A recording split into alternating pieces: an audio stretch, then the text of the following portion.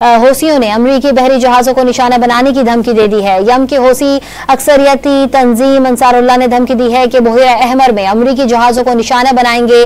किसी भी इस्लामी या अरब मुल्क के खिलाफ सेहूनी जाहिरियत के सख्त मुखालिफ हैं। तमाम तर सिचुएशन, तमाम तर सूरत हाल से आपको आगाह कर रहे हैं। ईरान और इसराइल की जो सूरत हाल है उससे आगाह कर रहे हैं। अमरीकी सदर डोनाल्ड ट्रंप ने ईरानी जौहरी सलाहियत मुकम्मल तौर पर खत्म करने का दावा किया है। हौसियों ने अमरीकी बहरी जहाजों को निशाना बनाने की धमकी दे दी है। यम के हौसी अक्सरियती तंजीम अंसारुल्लाह ने धमकी दी है कि बहरा अहमर में अमरीकी जहाजों को निशाना बनाएंगे।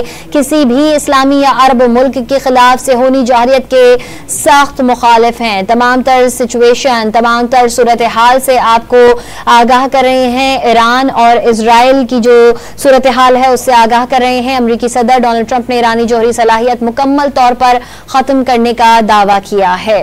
हौसियों ने अमरीकी बहरी जहाजों को निशाना बनाने की धमकी दे दी है। यम के हौसी अक्सरियती तंजीम अंसारुल्लाह ने धमकी दी है कि बहरा अहमर में अमरीकी जहाजों को निशाना बनाएंगे।